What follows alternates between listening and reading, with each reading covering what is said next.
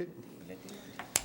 Then with that being said, we'll go ahead and start this meeting. It is 6:21, and I'll call this regular board meeting to order.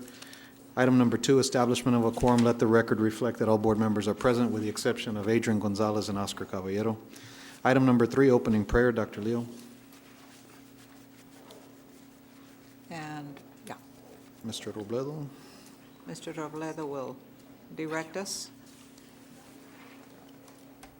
Is Ron Bissett here? We'll see him. I think they're still back out here.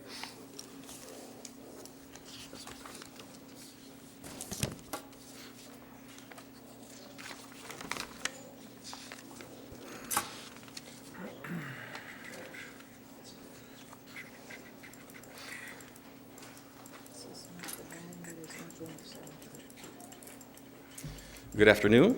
Good afternoon. Ron Bissett, Weslaco East High School Band Director, will deliver the invocation.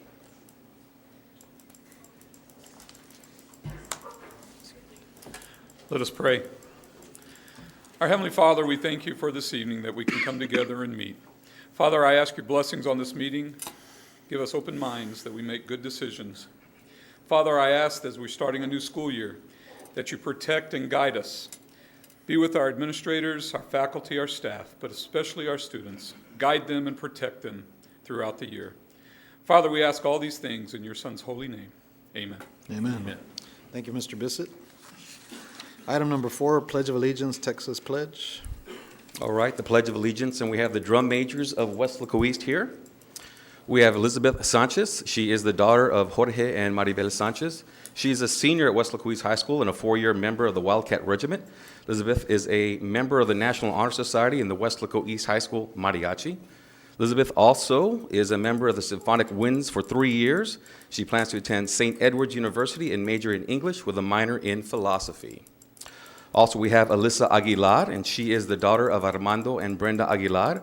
Alyssa is a junior and is also a member of the National Honor Society.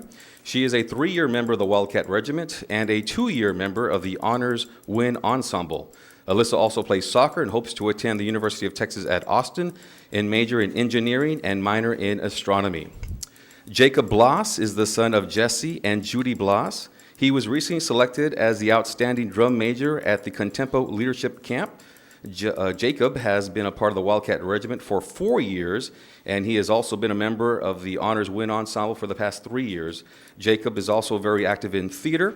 After graduation, Jacob plans to attend the University of Texas at Austin and major in English with a minor in economics to pursue a degree in law. All right, so For parents. will everyone please stand for the Pledge of Allegiance?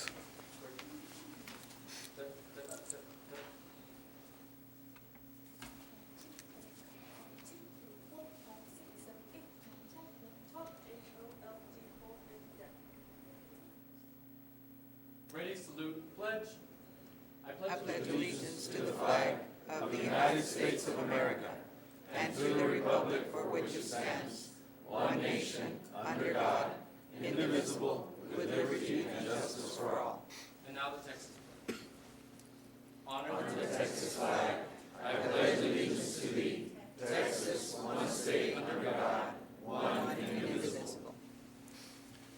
Thank you very much. And if their parents are here, we'd like to recognize their parents. If they could please stand and be recognized. Mr. Gonzalez, can you thank our students? And Mr. Bissett, please. Students, Mr. Bissett, obviously, good luck this year. We wish you much success and hope you have a great school year. Thank you for being here today.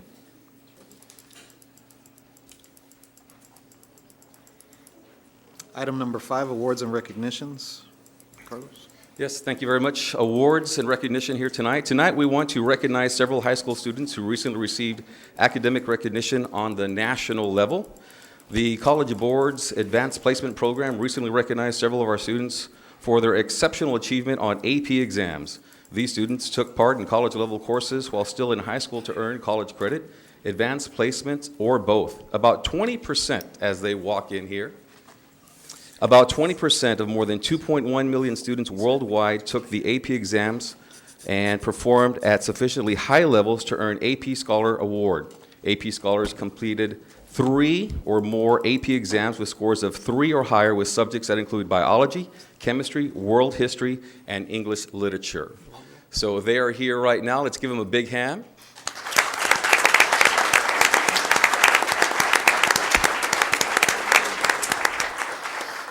First, we're going to recognize the students from Weslaco High School. The AP scholars are Jasmine Medrano,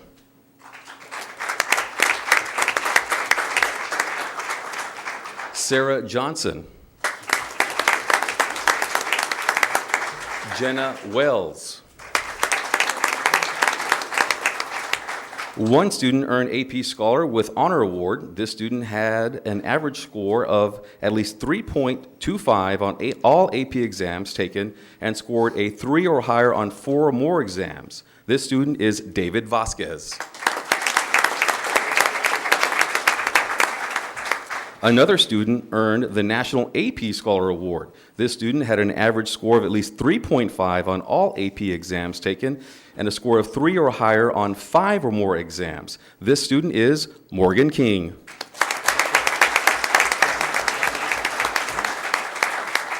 Other students we'd like to recognize but are not present here this evening: Jose Acevedo, Caitlin Caruda, Michael Sanchez, Jonathan Leal, Andrea Rios, Celeste Tamez, Bridget Kraus, Ileana Martinez, and Jacob Rodriguez. One more note, Weslaco High School had a 24% passing rate, but they upped that to 58% passing, which surpassed the state average of 50%.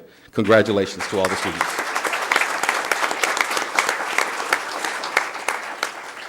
Now we have the students from Weslaco East High School, and these students are Danielle Burgett,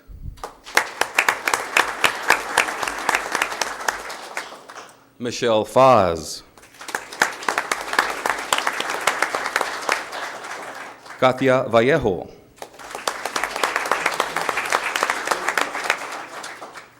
Nathaniel Alanis, Lucas Cardenas, Joyce Garcia, Yaritza Marin, Ariel Becerra, Helen Liu.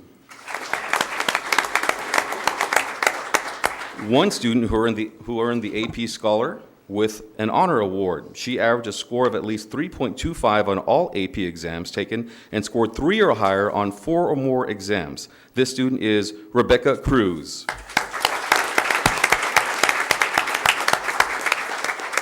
I'd also like to recognize a few of the students who are not here this evening. We have Jose Aboyetz, Leslie Guerra, Israel Maldonado, Samantha Hernandez, Carolina De Leon, Emily Guerra, and Leonard Martinez. Thank you very much, students, and let's give them a big hand.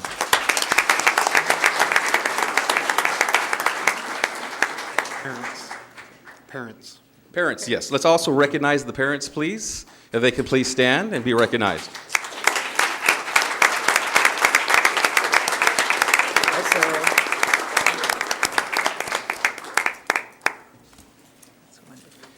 And that concludes the awards and recognitions. Thank you, Carlos, and congratulations, students and parents, on your accomplishments. Item number 6, public comments. We didn't have anybody sign up, so we'll continue on. Item 7, Superintendent's Report, Insurance. Dr. Liu. Members of the board, we have the report for you to be presented by Mr. Mike De La Rosa.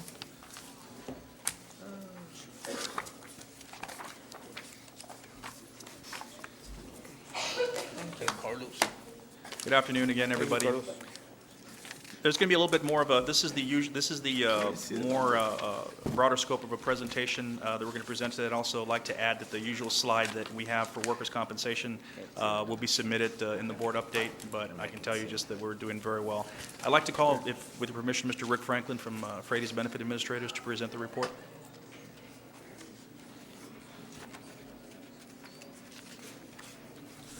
Mr. Fuentes, Dr. Leo, Board, thank you for having me.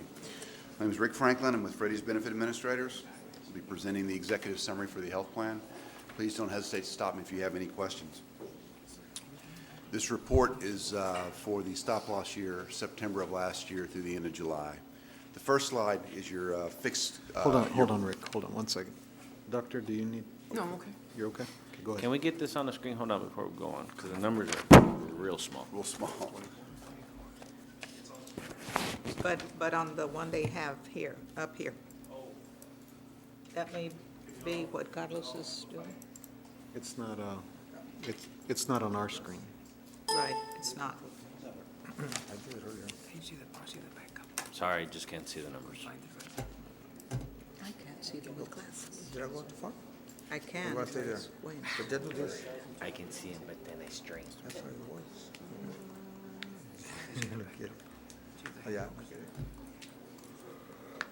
Are we working on getting them on the desk screen here?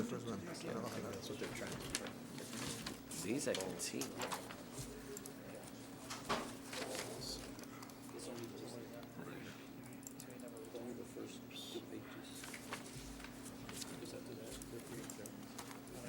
If not, it's okay. It's just the first 2 pages. Everything else is okay. Oh, okay. It's not zooming. It's okay, Mike. Yeah,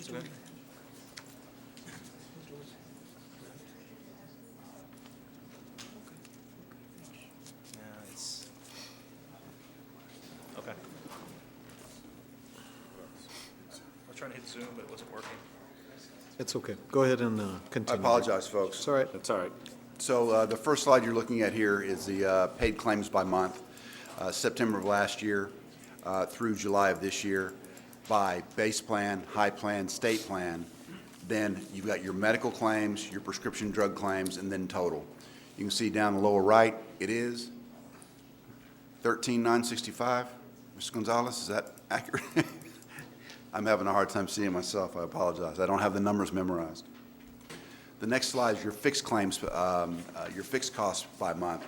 These would be your ACA filings, your administration fees, your aggregate and specific excess insurance, that's your stop-loss insurance, COBRA administration fees, the access to your PPO network, and your transitional reinsurance fee, which is also an ACA fee, and the utilization fee. Once again, it's listed September of last year through July of this year, and totaled each month. Now you have your medical census. Once again, it's by base plan, high plan, and state plan for each month. Then you've got the number of participants, spouses, children, and COBRA recipients. You can see all plans are very level, month to month. Usually right just under 2,300 is the total number of employees count we usually have, and that's kind of what it's averaging, with a little over 3,200 total covered lives on the plan. This is your specific claim report. You have 2 aspects to your stop-loss coverage. Specific coverage is for each specific individual claimant that exceeds the plan's deductible, which is $100,000. The other aspect of your stop-loss insurance is aggregate insurance. That is the overall performance of the plan, okay? This is a specific report for all of your claimants that have exceeded at least 50% of the specific deductible. So these are all your claimants that have at least $50,000 in claims paid from September of last year through the end of July. Your stop-loss contract ends this month insofar as on the incurred aspect. You have we have until the end of November to pay these claims incurred through the end of this month for this stop-loss year. Any questions on this particular report? Unfortunately, a couple of these large claimants have deceased. We don't have them earmarked. This plan is also redacted, not to have any names, so their unique ID numbers are listed on the left, which we can identify, but the names of the claimants are not there. So we had about 20-something claims? You've got 22 claimants that have exceeded 50% of your stop-loss deductible for a total payment, a little over $3 million before reimbursements. So we have 9. Pardon? Oh. You're what? He says he's one of them. Oh.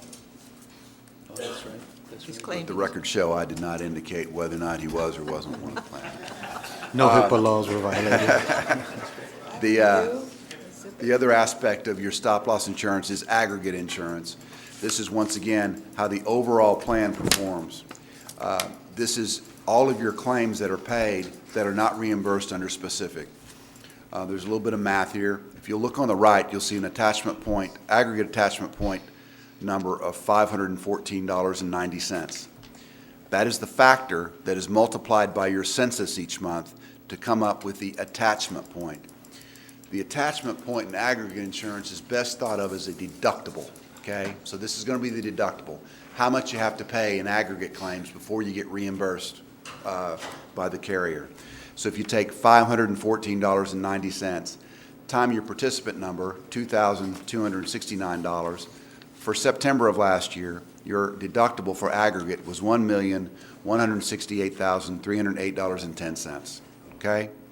You do the same thing in October, times that $2,277, you have $1,172,427.30 added to the January total, and you can see it goes over to $2,340,735.40. You continue doing this math throughout the year. So the claims to date are, the attachment point, your deductible at the end of July was $13,004,314.40. Your paid claims were just under $12 million, $11,948 and some change. You deduct your specific reimbursements. These are claims you've already been reimbursed under the specific aspect of your claims. You can't double dip. And you also you have an specific aggregate quarter that's reduced. So your net eligible claims for aggregate are $10,753,000 and some change. You do the math over there on the side, and you see right now, at the end of July, you were just under 83% of meeting your deductible for the year. So I doubt seriously you're going to wind up having an aggregate claim this year. Okay? Any questions on this? There's a lot of moving parts on this particular slide, so I apologize.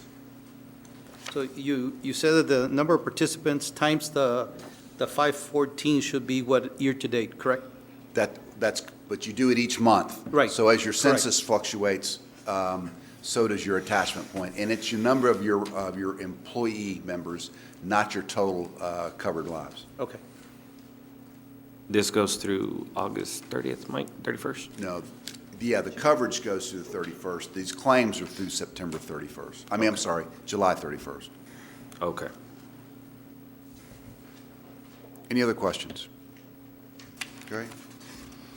We have a participant that's, clear this up, what's this, 98? What is that? Yes. It's my understanding there was a participant that retired back in the 80s when the policy of the plan was to allow an employee to choose to be on the plan or to go on the TRS, and this person has chosen. It's my understanding some person in their family comes by every month and pays they pay the full premium, correct? Pay the full premium. I didn't know that. Wow. Okay, so the next is a catastrophic diagnosis report. These are the catastrophic diagnoses as defined by the stop-loss carrier, and we've given you the amount of claims where a catastrophic diagnosis was the primary diagnosis on a particular claim, keeping in mind that if someone is ill, there's going to be 5 or 6, 7 diagnoses that are listed. We're only going off the primary diagnosis. So this is really just an FYI. But you can see by quite a distance that malignancies are the largest cost driver of your plan so far this year.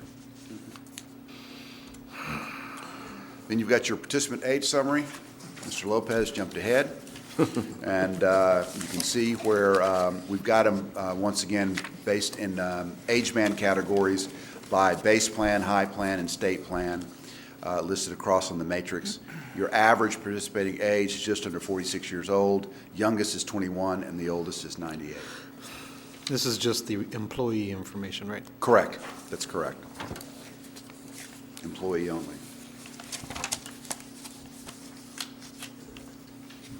Now we have the top 10 providers based on paid claims. We have them by professional and ancillary providers at top, and then by hospitals. The top highest paid provider, the top is an oncologist here locally. And then Valley Baptist out of Knapp is, out of Harlingen, not Knapp, is the highest paid hospital. You'll see that the cities are the location. For instance, Quest Diagnosis. Quest has lab drawing stations all over the state, but their main billing is out of Philadelphia, which is why it's listed as Philadelphia. And we don't want you to think that people are going to Philadelphia and Detroit to seek care, although we do have people that have left the state. But you'll see those in hospitals. Although none of those, we've had someone go to New York, but that was not a high claim that's shown up on this particular report. Any questions on this slide? Then we have a plan comparisons. This current year is not doing as well as the previous year, which has been reflected in the reports we've been seeing. You can see the participants have been very, very synonymous, along with the total number of employees. But the paid claims, we're on about a 1.3 million schedule, paying more out this year than we did this time last year. Thank you, Mr. Franklin. Any questions for Rick? Where are we gonna be next year?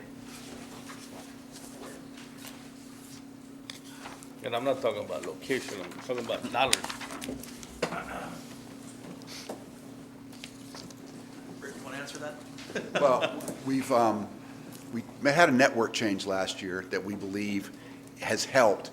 One of the biggest things that you can look at is you've got an inordinate number of large cases that make up most of your claim dollars. You've got some very sick people, and that's, at this point in time, a lack of a scientific explanation, just bad luck. We are looking at modifying some of the hospital contracts and some of the hospitals that are in network to get some better savings. We are speaking with 2 oncology cost management firms that can take a look at some of these cancer chemotherapy cases to provide us with some more savings. And we're looking at doing some custom contracting with some providers that aren't in anyone's network here locally that provide some very low-cost, high-quality care, and doing some possibly different benefits and allowing the overall plan savings to come down. Plan expenditures to come down. I'd like to hear something, Mike, like we're working on it, trying to, getting ready for next year. Well, just like Mr. Franklin said, we are in negotiations with several different facilities. We are looking at some cost containment features that Mr. Franklin mentioned. It's just a matter of getting those together, evaluating what we're currently paying with those hospitals that you mentioned on that report. And there may be some needs there may be a need to make some changes. There are hospitals that charge a lot more than other hospitals.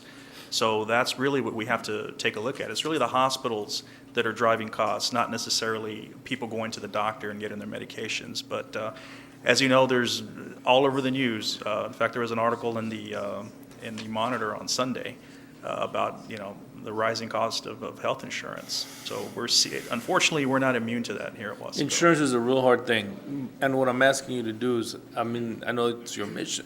Your mission is to get us the best care for the least amount of money. That is correct. We're a big network, a big group, and just keep on doing what you and Roger do, and try to get our costs down, and yet not sacrifice any kind of service for our employees. Yes, sir. Mike, VHS Harlingen, is that Valley Baptist, yes, sir. They're not part of our, They're not part of our EPO, no. They're in our regular PPO network, and Rick can speak a little bit to this, but we've done some analysis on what their charges are compared to what Medicare allowable is. So normally you see, Medicare plus 125% or Medicare plus 300%. So I'm not sure if I can speak to where Valley Baptist is at. I'm leery throwing those numbers out. Yeah. Because first of all, it's just the claims that we've gotten from Valley Baptist for the Weslaco employees. and I'm a little leery of saying accusatory toward any provider. But we are currently in negotiations with them. Okay. Well, obviously, they're using the hospital, so, Yes. thank Mike, you. and I'm gonna ask you when the cutoff or our year end is, analyze our data, which I know y'all are doing, but present to the board a simple, report that says how much we're paying per person in comparison to Harlingen, McAllen, and Mission, those three. That's it. Okay. I want to know how much they pay. I know that we can find out how much they paid in insurance. Certainly. And how many employees they have. I just want to divide it, simple. If you look, if, I can tell you, I've already looking at some of the comparisons, and one of the neighboring school districts that also has, that Frady's is their TPA, our average cost per employee, medical claims cost is almost double what it is in a neighboring district. So, like Mr. Franklin mentioned, it's just almost a matter of bad luck, or, we've had a bad year, but we are paying significantly more average per employee per month than a neighboring school district, so. And that's with the same network, basically. They don't have an EPO, we do, but it's almost, if you take an average, it's almost an apples-to-apples comparison, so. Now, some commercial companies on their insurance, they provide incentives for their employees to take up a health program, physical health program. In other words, if they exercise and they report back, and in turn, they get in shape and they save money by not having to go to the doctor that often. Can you follow up and check up on that, or do you already know? I can, again, And I don't know if we are allowed to do that. or Private not. corporations can do that. It's an incentive-based program. I'm not sure what the legalities are since we're a public entity, because there comes into the fact of gifting the public funds. If we incentivize employees, say, We'll check into some program, or maybe other schools have something. I know that some of the teachers walk in some of the schools and stuff like that, so maybe it can be just a recognition thing to where, hey, you know what, this school and that school as a competition, and at the same time, they're gaining health. when we had our previous third-party administrator, there was a service that we were paying extra for, where employees could go in and log what their daily activities were, et cetera, et cetera. Unfortunately, the utilization was almost next to nothing. So from a cost area, it really wasn't cost-effective to pay for that service, so we ended up dropping it after the first year, so. But I understand what you're saying, sir, we'll look into that. Now, one more thing before I let him go. I think you don't have a safety guy anymore, do you? No. Okay. He is moved on to bigger and better things. Are we planning on replacing that, or is there any plans, any thoughts? They're in the works, as you know. There was another position open in my department that we just, that we had to fill that position. And so once that position gets filled, then we'll move on to the safety. Okay. Mike, Specialist. before you leave, if we're looking at it, if you're saying the hospitals are driving the cost, and I know you and I have discussed ACOs, is this where maybe looking at an ACO where their job is to keep them out of a hospital? Looking at that avenue a little bit more and just explain it to us. We are looking at it, and later on in the year, we'd like to present a workshop to the board of how an ACO works, what are the advantages, what are the disadvantages. Where the hurdle is right now, where I'm kind of stuck at, is how to compensate, or with an ACO, there's an incentive for providing quick care, a monetary incentive.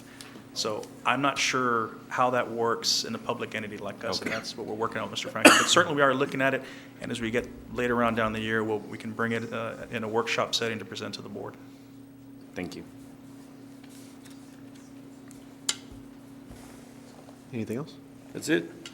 Okay. Any further questions for Mr. Franklin or Mike? Thank you, Rick. Appreciate it. Thank you, Mike. Thank you. All right, item number 8, consent agenda. Starting on my left, Dr. Rivera. Yes, I'd like to pull number 23. 24, 23, 25. 23, 24, 25, I'm okay. Mo, do you have anything, Mo? No. Andrew? No. Doctor? I mean, Mr. Nieto, sorry. Sorry. Number 4, just for information purposes. All right. Okay, so we're pulling items number 4, 23, 24, and 25 from the consent agenda. Outside of those items, do we have a motion? Motion to approve. Second. Motion by Erasmo Lopez and a second by Isidoro Nieto. Any further discussion? If not, all those in favor, please vote so by saying aye. Aye. Opposed, same sign. Motion carries. Item number 4 in the consent agenda, approval of application to the Texas Education Agency for an early release waiver for the high school campuses. Mr. Nieto. Dr. Leo, there was just a question for information. Are those for final exam week Yes, sir. for both semesters? Yes, sir. Okay. You make a motion to approve? Motion to approve. Second. Motion by Mr. Nieto to approve as presented by administration, second by Andrew Gonzalez. Any further discussion? If not, all those in favor, please vote so by saying aye. Aye. Post same sign. Motion carries. Item 23, approval of the Weslaco ISD organizational chart. Dr. Rivera, you had a question? Yes. Dr. Leo, how is this different from last year? Primarily, it is the far left side of the chart, which is headed by the Assistant Superintendent for Curriculum and Instruction. It is a recommendation to move more of those staff members whose primary responsibility lies in the area of instruction, to move those under that heading. Some of them were under the superintendent previously. I believe the Director of Assessment and Accountability was over there, Staff Development was over there, and those two are roles that are direct support to the instructional I agree program. 100%. Thank you. That's the way it should be. Thank you. And then there is one move under the Assistant Superintendent of Administration, moving the Transportation Department under that individual, that's Mr. Garcia. Other than that, all of the others essentially remain the same. But we are attempting to structure more closely the Department of Curriculum and Instruction. Got you. I agree. You have any Make the motion? Make a motion to approve. Motion to approve by Dr. Rivera. Do I have a second? Second. Second by Mr. Nieto. Any further discussion? Dr. Leo, real quick. Yes, sir. I just noticed red. You wanna just noticed what? The, I believe, deputy superintendent? Is that what it is, to cancel it? Deputy Superintendent, correct. I understand that title and that position had been carried under other organizational charts for some time. We are recommending removal at this time with the incoming permanent superintendent. I think that person will certainly be in a position to determine whether that position should be brought back to the organizational chart. At this time, I believe with the assistant superintendents and those individuals currently at that level, that we can begin the year and Okay. we can coordinate our efforts. I'm good. Dr. Rivera, you okay with removing? Personally, I like to leave it, the deputy. It can remain, I but prefer to have the deputy. is the board of the opinion that that position should be filled? Or wait until the incoming Wait. arrives? Wait. Yeah. Now, in the past, one of the assistant superintendents assumed the responsibilities of deputy superintendent. It wasn't necessarily another position that's different than what we see on this organizational chart that's being presented.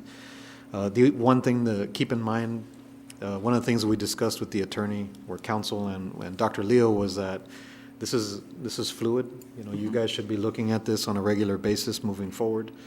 We know that this has been lacking for some time, so finally we've been able to, generate something that's, for us to have a better understanding of the responsibility and the reporting chain of our directors and leaders. So this makes a lot more sense from the standpoint that we have curriculum under curriculum, we have support under support, but you guys are free to move these things around I as think you you need go a on. deputy. Yeah. You don't have to fill it, Yes, sir. as long as it's there. Yeah. And I don't mind doing that, but I don't think it's necessarily a different position than what we see right now.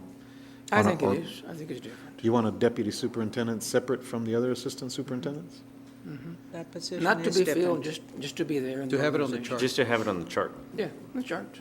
But that's never, It doesn't have to be filled, it's up to the board. right, Just to I have it there. understand, but Once it's there, once you take it off, it's hard to bring it back on again. I'd rather just leave it there. You don't have to fill it.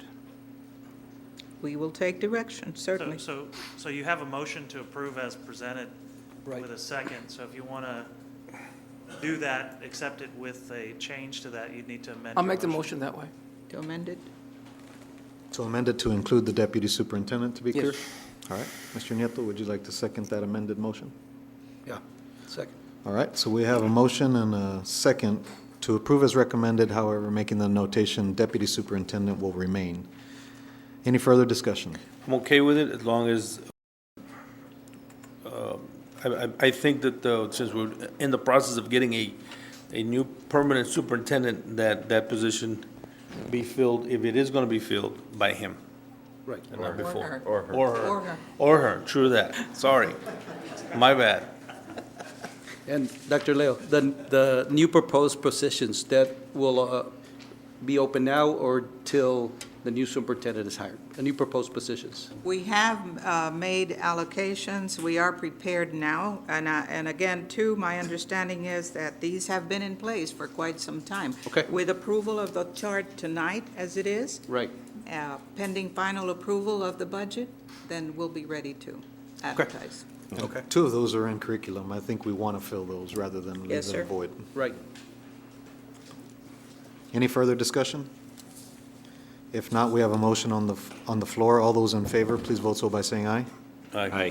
Pose same sign.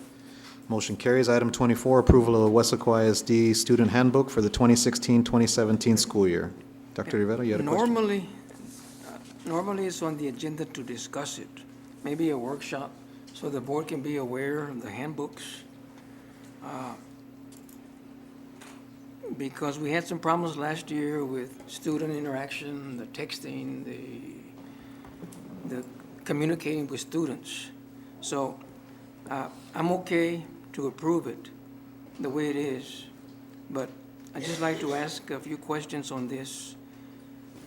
And these are going to be distributed electronically, or is it going to be a hard copy for the parents that don't have access to a computer? Let me call on Mr. Garcia, and my understanding is, Mr. Garcia, to answer Dr. Rivera's question, that they will be available both electronically and in hard copy. That is correct. It's going to be provided electronically if they so wish, or we can go ahead and just give them their hard Did copy. these change any from last year? There were some changes, Ms. Peterson, and I worked on it together. Ms. Peterson, what were the major changes? They're updated to whatever TASB recommended in there. It's Which is nothing, the student. the student teacher one is a TASB relationship handbook, and yes. Consequences. Yeah, there It's it's- pretty clear what happens. The student code of conduct is separate. So the student code of conduct is also a TASB document, but it's separate from the student handbook. And we will be bringing that at a later time? The code of conduct, student code of Yes. conduct?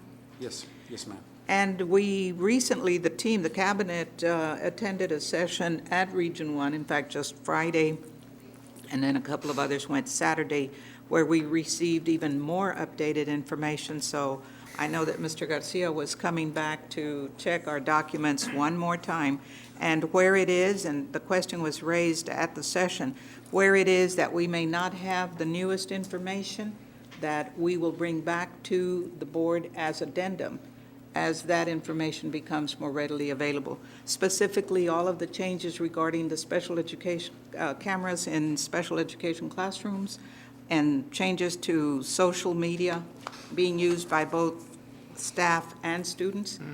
We will be getting additional guidance from TASB, and so we may be bringing addendums. Just want to at a make sure later time. everyone knows, a student and a teacher, and what's the line you don't cross. The social media policy is in there, up to date for what's our board policy right now. And there's a disclaimer at the front of the handbook that says that it's aligned with board policy as it currently exists, but if board policy changes, board policy supersedes what's in the handbook. Okay. In addition to that, I know that our Office of Human Resources is continuously presenting opportunities to keep staff informed, both of policies and directives in handbooks. It's a constant, ongoing. I'll make the motion. Approve. Second. It was you, Andrew?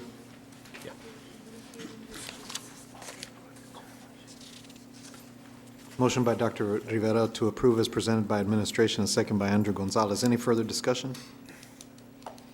If not, all those in favor, please vote so by saying aye. Aye. Pose same sign. Motion carries. Item 25, approval of the Weslaco ISD Employee Handbook for the 2016-2017 school year. My questions have been answered. I'll go ahead and make the motion. Second. Motion by Dr. Rivera and a second by Andrew Gonzalez. Any further discussion? If not, all those in favor, please vote so by saying aye. Aye. Pose same sign. Motion carries. Section 9, discussion items, number 26, first reading of the revision to policy EIC local, academic, achievement, and class ranking. Dr. Leo. And here we will call on Mr. Garcia as well, who has coordinated the efforts at updating these policy statements. And Ms. Brewer, Norma Brewer headed a committee that reviewed the EIC policy on academic achievement and class ranking. Excuse me.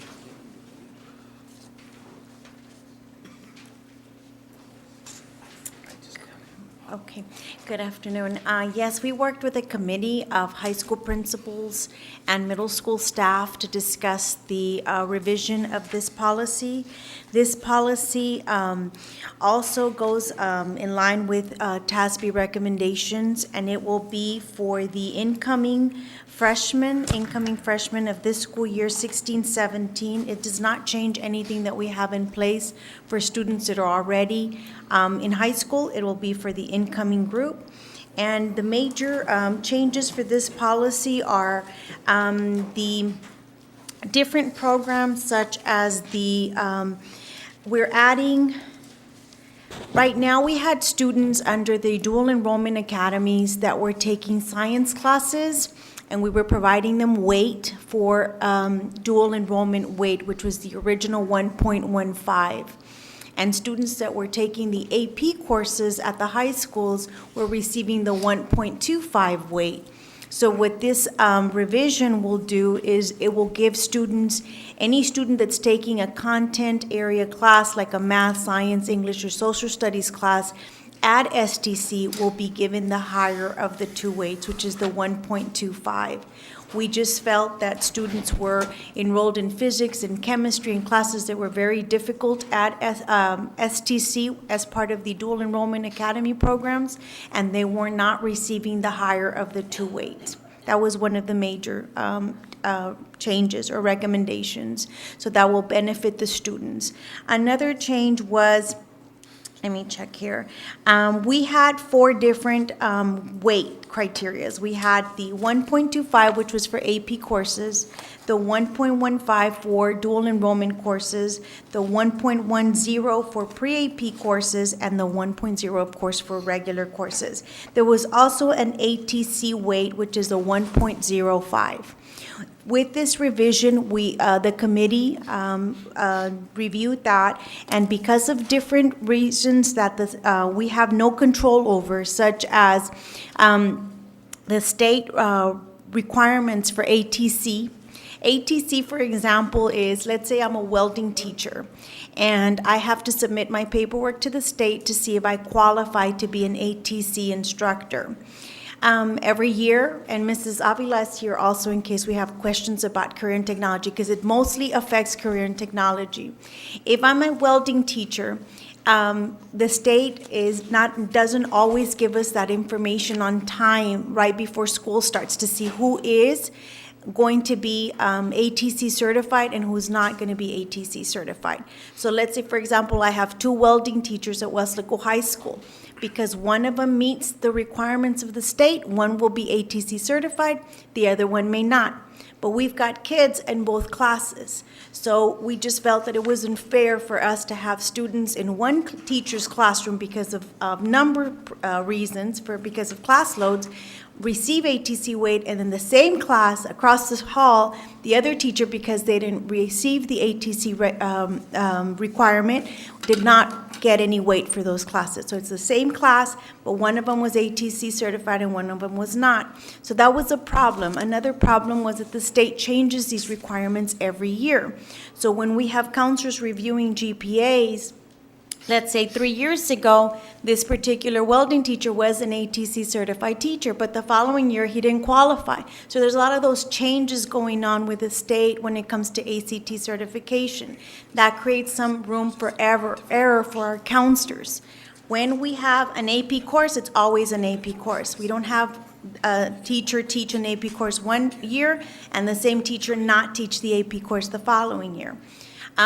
When it's a dual enrollment course, once the teacher meets the requirements with STC, they teach the dual enrollment course for the remainder of the years. It doesn't change with every year.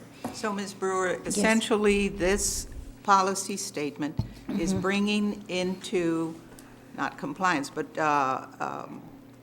we are getting a better understanding of the weights for the different types of classes, advanced classes that courses are taking, and we will now have a more consistent method for doing the calculations for class ranks? There is based on multiple that. purposes. One of the updates is to have a clear understanding of the GPAs. We just want to make sure that we remove any room for error. And so the ATC will take care of that. The other one is we're giving the students that are taking science, math, English, and social studies classes at STC the weight of an AP class because it is a more rigorous class. Yes, So those are the two So changes. essentially, the committee reviewed the policy that had previously been in place, which was somewhat outdated, and Yes. we are now closer, we are aligned to recommended guidelines from state? Yes, ma'am. All It right. hadn't been updated since, some of it since 2007. Right. And there was also an exhibit in the policy that showed which classes were and were not going to be provided weight. TASB has recommended that we remove that exhibit to the course catalog because that can change every year and not have it in policy. Ms. Brewer? Yes. So the dual enrollment will go from 1.15 to 1.25? Only the content area, only Okay. math, yeah. The rest are still at 1.15. Okay. And Yes. this is with the incoming freshman group? Incoming freshman Yes. group, yes. And it still applies to when they take those courses during the scope of the day, right? Not the And summer school If courses? they're part of the dual enrollment academies, we will include those courses into their GPA, and it's stated in policy. Okay. Any questions? I do have an issue because that weight that you're taking away, it's really a class weight, not a teacher weight. So whether a teacher is certified to teach an STC course or not, the subject matter is still the issue, right? I mean, they're learning at somewhat of a tougher rigor. Well, Sandy's here to discuss the actual curriculum involved in ATC. But what I'm saying is, like, if I'm teaching accounting or welding or whatever, whether STC certifies me or not, you're still using the same curriculum, aren't you? Correct. So why would you take away the weight from the child that's taking a harder class, with or without the certification of the teacher? Take that out of the equation. Because we cannot give them a weight unless they've been certified by, Unless they're taught by unless they're a certified as an ATC instructor. But is that a local policy that we dictate, or is that a state policy? That's state policy. That's state. We It's a state cannot policy? give them the weight unless they're a recognized ATC instructor. Okay, then my second question then would be, then why don't we have certified teachers teaching those subject matters? Okay, if I could add, they're certified, the teachers are certified, but they're not ATC certified. Like for this fall, we'll know the ATC certified courses in October. And that's a state issue, and Sandra did talk to them about our concerns, and they can't change. And if my understanding is correct, Sandra, correct me if I'm wrong, but what we found out is that a series of technical schools in the state of Texas makes these decisions every year. So it changes from year to year. Now, our students that take the ATC courses with the ATC certified instructor, they bank credit.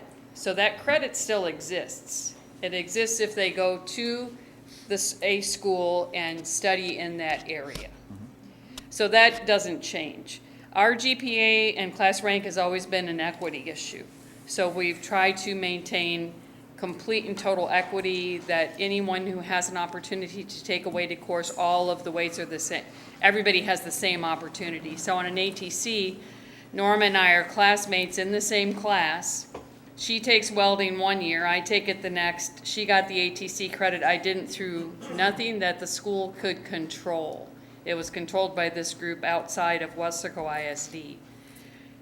So it's a 1.05, which is a minimal impact, but it does have an impact. But if we both don't have the same opportunity to take it, then it's an equity issue, which is why we had done away with the after-school weights at one point, because we say if you take a dual enrollment class after school, you get the credit but not the weight. Because I might be taking ballet classes and I can't take anything after school where Norma can. So everything we have in our GPA policy is there for equity. And we felt like the ATC and the things that are outside of our control don't make it equitable for all students. So they can still bank the credit, they just don't get that 1.05 weight. Right, and I understand your argument. My point would be the counter argument, which is the students are taking a tougher class that has some articulation with college level material, correct? And they're getting no benefit from that. So how is that equitable? As a high school principal, we didn't see differences in those courses. And that's just a personal opinion. Well, The difference comes, I'm assuming, Mr. Fuentes, you're referring to the weights. If students are competing for class ranking, at the point when those calculations really have bearing, the one who was in the class and taught by a non-ATC certified teacher is at a disadvantage, even though the curriculum, the rigor is in place in both. But because one had a teacher who wasn't AT certified, they won't get the same weight as the other. right, no, I understand that And argument. the then equity an issue arises. Right, and I understand that we're trying to create equity. There's no question about that. Yes, ma'am. Well, I was just thinking, when there's courses that don't have another teacher. Can you move up a little bit? Can't hear. You know, the classes that we have that are ATC, let's just take for an example, we only have one welding teacher. You know, that's not going to be a problem. I'm just wondering if when there is an issue within a campus with two teachers, and one is and one it isn't, well, then maybe just with that class, then we wouldn't offer the ATC. Why penalize everybody else? Right, but, and and all I those see other courses? their side where, you know, well, how do the students get to Could be one decide of the which is in one class and which is in the other? That's not quite right either. The concern that I have as a former counselor is that the state doesn't give us that information until late in the fall. So when we enroll those students, we can't even tell them they're going to receive the weight until October, November. And if I'm except for the existing courses, and that may change every year, I'm just trying to also make sure that the counselor, there's no room for error for the counselors, and say, well, here's Sandra Avila, she taught them. In 9th grade, she was ATC certified, but when the kids were in 10th grade, she no longer qualified, and in 11th grade, she qualified again. So there's some room for error, because we can't, it's difficult to track. Let me just interject. Right now, we do know what classes will be ATC certified for the fall. The only ones we do not know are those teachers, are the brand-new teachers. They told us that they would not be able to certify them till the spring because they just hired that organization. Okay. How many situations or circumstances do we have like that? Several. There's a couple, just Not too few. many. Just My a few. understanding is. Right, it's just a few. If you had to guess a number, I would say maybe 3 or 4. 4?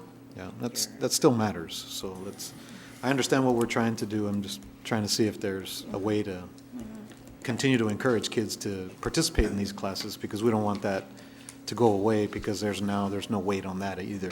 You know, Kate provides us an opportunity to get weighted revenues, right? Weighted Right. ADA. So we don't want to discourage them from participating in those programs. And I would say that our Kate programs have, really helped our children out and getting jobs in the workplace coming out of school.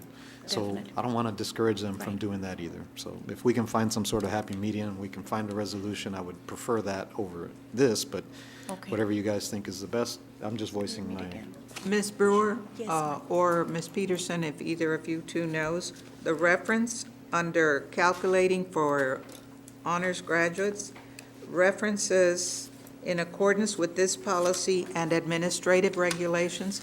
Is there room in the administrative regulations to further distinguish the issue of ATC? Can it be addressed there? So if the board approves the policy tonight, it does not prevent us from, this is just a first reading. okay, So thank you. we still have some time to. We can come back in discussion. We can go back. But look at the administrative guidelines Sure. as well and see if that's where we can address the question as Yeah, I well. would say that'd be in the exhibit that we'll have in the course catalog, but we can verify with TASB. We can go Okay. back and revisit So we'll that. be ready with a more complete answer Yes. the next time around. Thank Okay, you. thank you all All very right, much. thank you. Doctor, did you have any further questions? No. Anybody else? Item 27, first reading of revision to policy FDA local admissions inter-district transfers.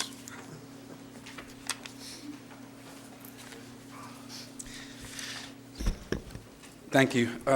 Okay, so the next discussion item is the first reading of revision to policy FDA local, and that's on admission and interdistrict transfers. If you recall, we had a workshop on this policy, and the reason why we brought this to you is because we have the exceptions to which we can allow students to come into our district, the former resident, the non-resident district employee, et cetera. The issue came up where, under the former resident, we might have a student who attended a school in Weslaco, and then, for some reason or another, the student's parents or the family moves to another city, district. So under the former resident policy, they're allowed, or exception, they're allowed to come back to our district. The issue was raised by a parent who said, well, I'd like to bring in my pre-K student also to Weslaco, since I already have my other student here in Weslaco, my other child. So this is the one that we brought to you at a workshop, and we went ahead and added the information, the language based on that workshop. And it simply states that the sibling of a non-resident student who qualifies under former resident, currently enrolled, that was the language that I was told, or I was advised, maybe we need to include that. Currently enrolled may be permitted to attend a district school. So that's why we are bringing this FDA local for the first reading to the board. Any questions on this one? Any questions? No. Okay. Thank you. Item 28, first reading of revision to policy FM local student activities. Thank you.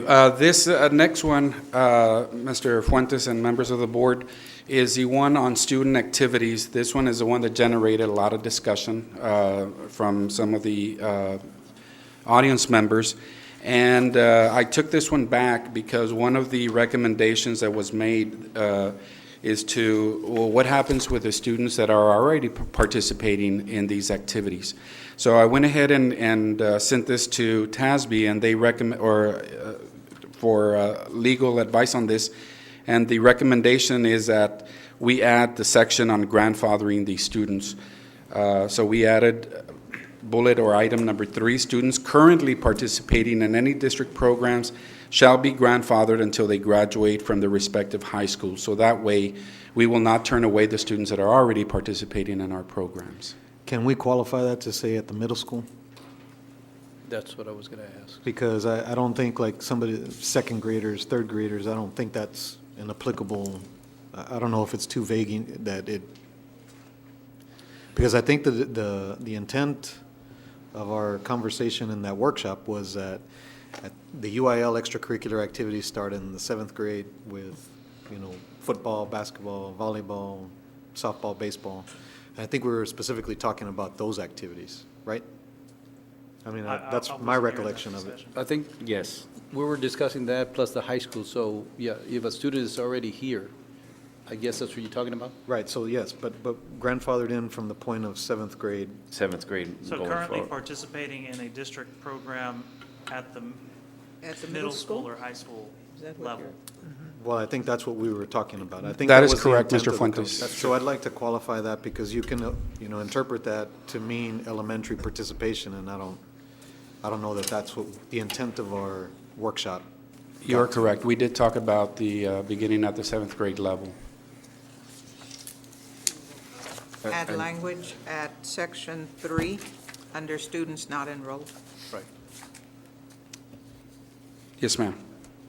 Okay. Anything else? And this is just to clarify, if we adopt it with the new language, anybody currently registered in 7th grade, or, I'm sorry, out of our district, Participating. but participating 7th forward, nobody after this policy goes into effect is allowed?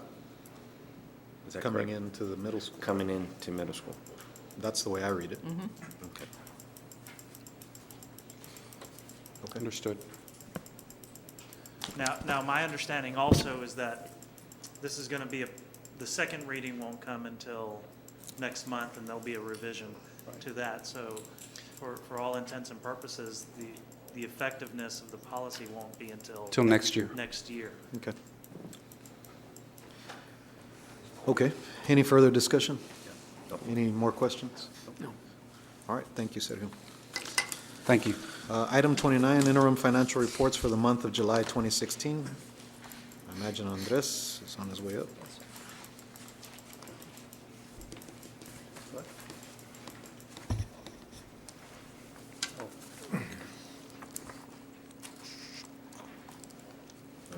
Mr. Fuentes, Dr. Leo, members of the board, the financial report for the month of July, in the general fund, we received $24,486,000 of local source of revenues, which is at 102% of the budget.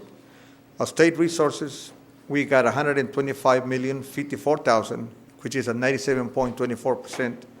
And on federal sources, we got $13,171,000, which is 94.5%. It's through July, so we still have one more month of revenues to receive. So we're getting very, very good revenues compared to the budget. We should get everything pretty much.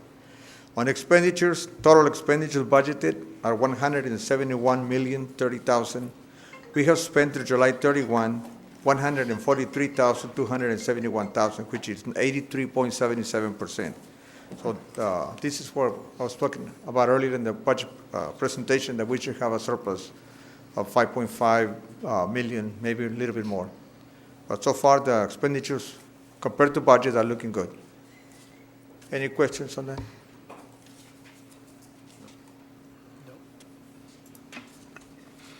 On the functions, Andres, are these, what you have here, what you had in September the 1st? Or did you add monies to it? No, this is the year-to-date budget. So you did add, Yes, for example, in function 36, you Yes, added sir. additional monies? yes. These were not the figures September the 1st? No. You've added? Wait, hold on. Are you talking about the year-end adjustments Mm-hmm. to the budget? Have you done those yet? No. We did an adjustment to athletics back But you in did one or April. two already. Whatever we have Your year-to-date final is amended- already yeah, reflected Your here. final amended budget will. We'll have the make any ones that we correction did. that we need to, yes. But this includes the amendments that we made during the year. Yes, through June.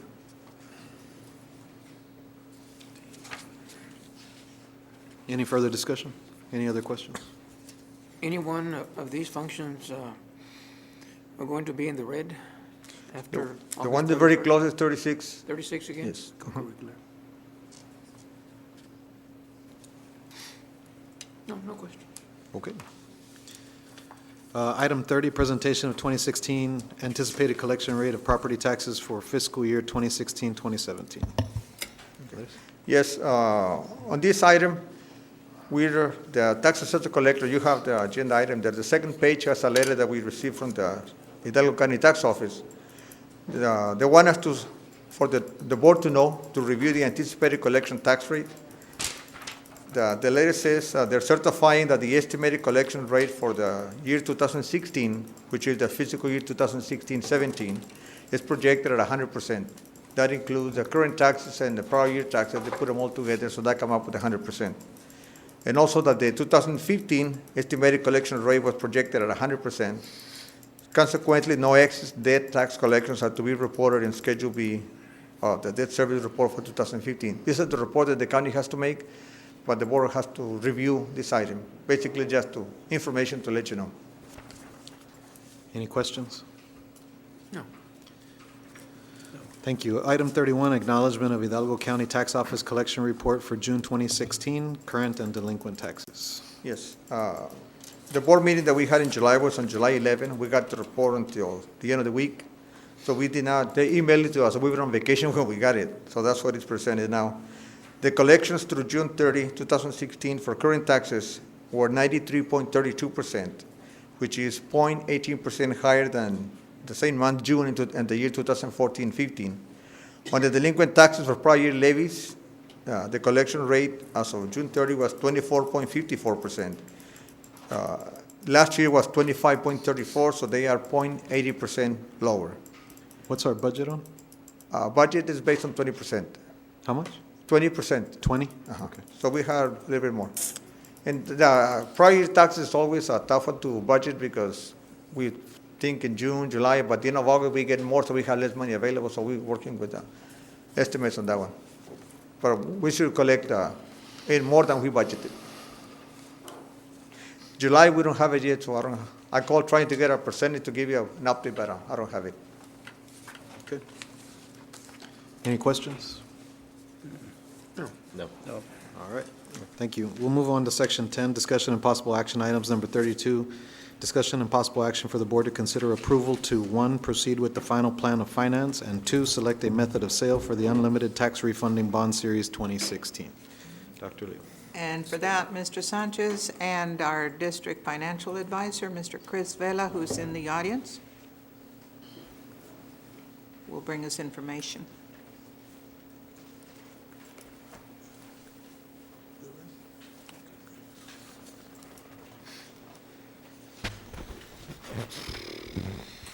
Members of the board, Dr. Leo, ladies and gentlemen, my name is Chris Vela with First Southwest Company, financial advisors to the district. We were here during the month of June at a workshop and presented the preliminary plan of finance, and we have a final plan of finance that deviates not significantly at all from the preliminary plan. We can certainly go through it and ask any questions as we go along. I leave that up to you.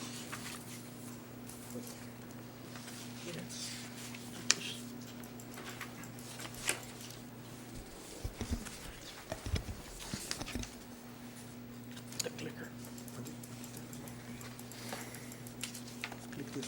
Got it. Moving on to page 3, which is the market update. I want to draw your attention to the box on the bottom that says the current rate, the 20-year average, the 20-year max, and the 20-year minimum.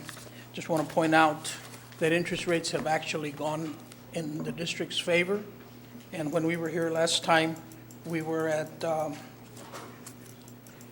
326 on both the 6/13 and the June the 2nd. So you can see that the interest rates have actually gone down. And if you look at the bullet points on the bottom of that slide, you'll see the reasons why, or the decline of those interest rates. So it's a combination of all of those factors that bring them together. So interest rates are in your favor, going forward. Moving on to page 5, the actual plan of finance. the Weslaco District currently has the opportunity to refinance a portion of its long-term unlimited tax bonds for economic savings. Originally, $24,999,000 of unlimited school building bonds issued in '08 for the new school building projects are eligible for early redemption on 2/15/18. In order to take advantage of the current low interest rates and incorporate cash flow savings due to the refundings into the district's budget, the district staff has determined the refundings are advantageous at this time. The refundings would be an advance refunding as opposed to a current refunding for purposes of IRS, since the refunding escrow will be funded more than 90 days prior to the 2/15/18 call date. Savings could be structured up front. Upfront savings allow the district to capture the most savings when needed to lower the aggregate debt service, most savings allocated in fiscal year 17 through 25. Moving on to page 6, continuation of the plan of finance. The district will request ratings from Fitch and Standard & Poor's for the refunding bonds. Currently, the district is rated AA- by Fitch and A+ by Standard & Poor's. Those is what you would call your underlying ratings. Once we apply for the permanent school fund guarantee, it will turn into a AAA, unequivocal AAA rating. The goal is to maximize savings in the fiscal year 17 and through 25, as I mentioned earlier. The bulk of the savings are to be achieved where the aggregate debt service is the most in order to maximize cash flow savings. There will be no extension of maturity for the refunding bonds in each fiscal year, and will have at least $1 savings in order to qualify for the permanent school fund guarantee. The analysis shown in subsequent pages was derived based on the pricing on 8/1/16 plus 25 basis points or a quarter of a point. The results are estimates only and are subject to change at any time. The next page is a rating matrix of the ratings for both Moody's, Fitch, and S&P, and you can see where the district stands with Moody's and Fitch and S&P as well.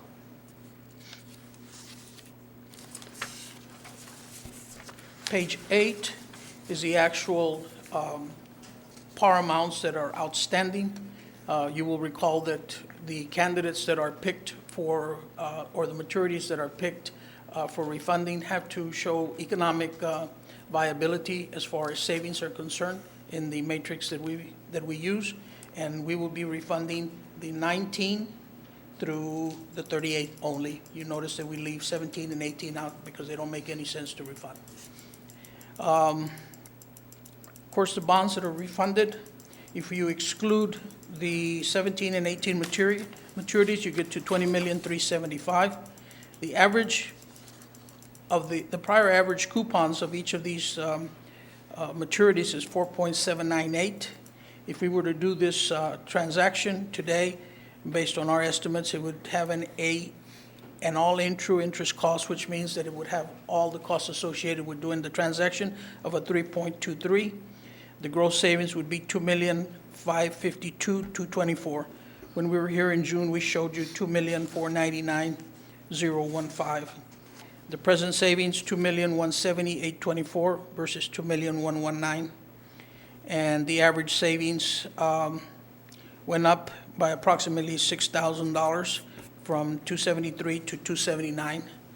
And the negative arbitrage went down from 597 to 539, and the refunding efficiency went up to 80% from 78%.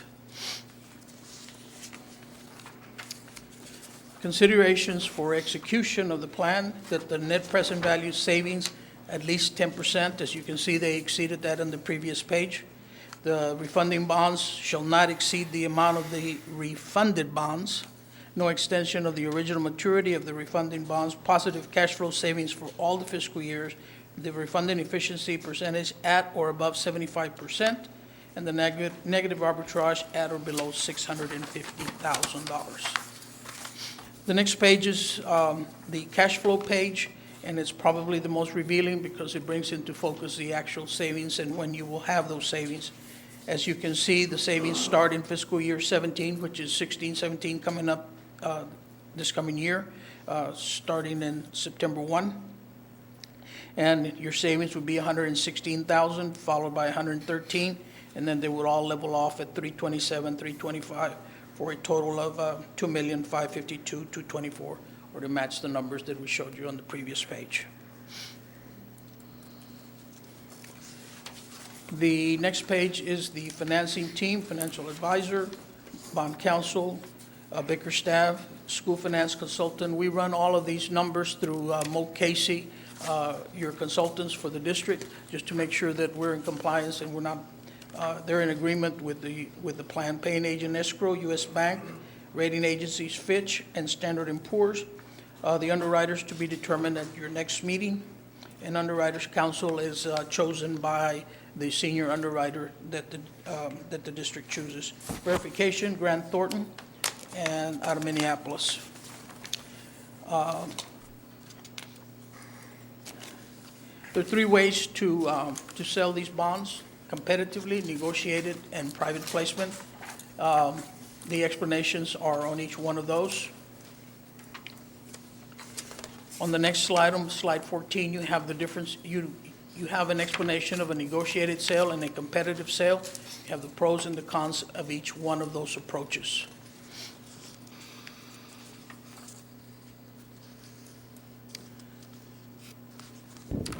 The next page further explains the differences between both.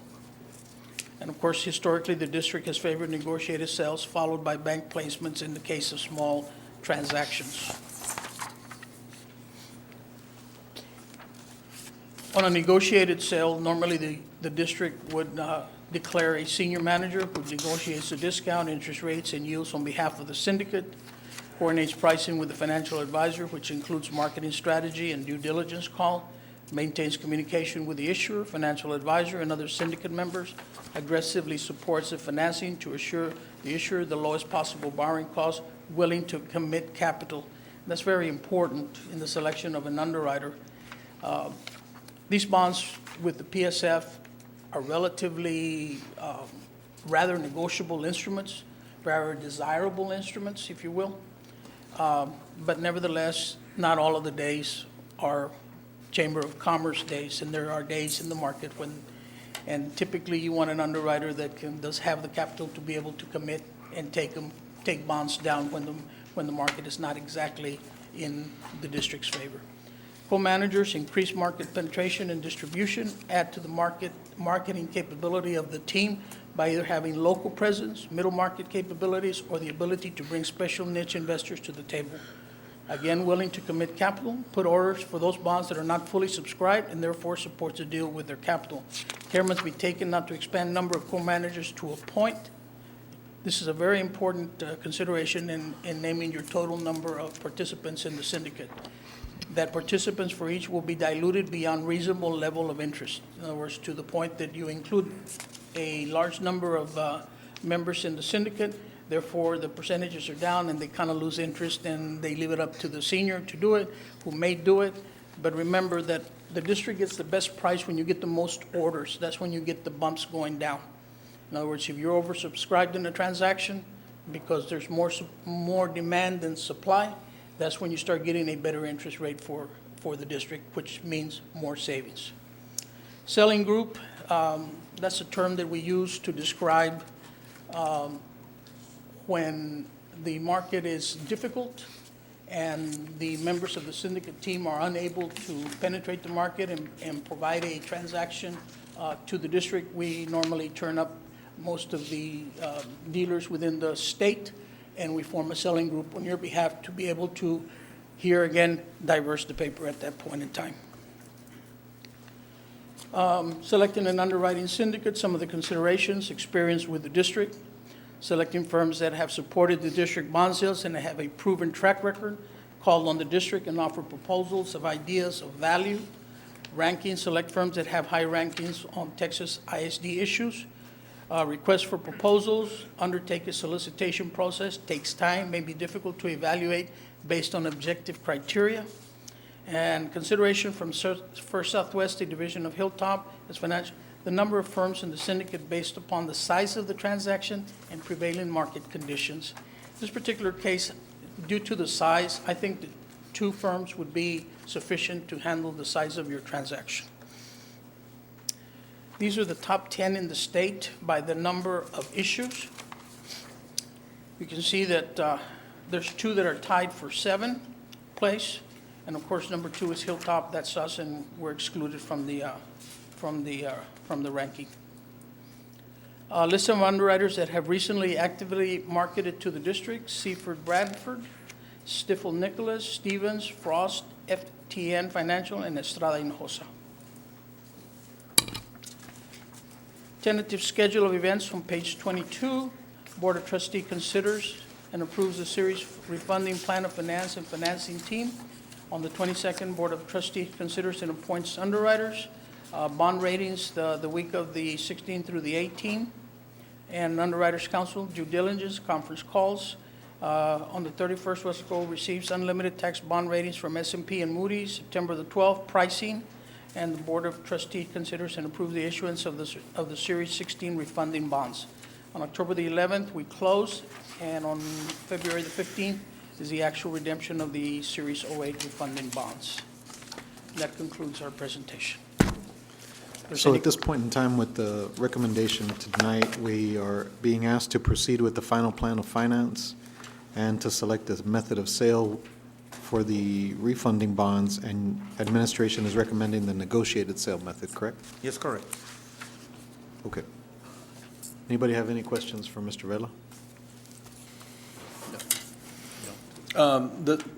Basically, what we're doing is refinancing at a lower interest rate. Are we increasing the term, or is it the term staying the same? The same. Does this do anything to our rating? Does it help us? Does it hurt us? Is this nothing? Anytime you lower your debt service, it actually helps your existing bond rate. And on the flip side, we're saving $2.5 million? That is correct. From 17 through 22, I believe. There's nothing wrong with that. So at this point in time, unless you have more questions, we can, I just need a motion to approve the plan of finance which was presented. And then administration is recommending the negotiated sale method for the refunding bonds. Yeah. Well, earlier today, we had a workshop, and I'll just make this comment real quick before we move on. Go ahead. A parent was up here on public comments, or making a comment, and, challenging the board to do something creative to make some money or get some money for the district. And this is a a good thing for the district, Dr. Leo and staff that y'all did in refinancing this, because it's basically bringing us $2.5 million, or saving us $2.5 million that we can use on our facilities or other needs in the district. So it's a good job. Now, the amount is over the several years. Right, but it's still, It would help, yes. the school's gonna stay open for those years, so. But we've refinanced 2 other bonds as well. Yeah. And we've saved, what, $3 million on those? 0.6. That is correct. Yeah, so, I mean, this is essentially about Yeah. over $5 million of savings in the last 12 months in doing these refunding bonds. Good job. Yes. Do we need to make a motion? Yes, to proceed with the final plan of finance as presented, and then they're recommending the negotiated sale method for refunding. I'll make that motion. I'll second.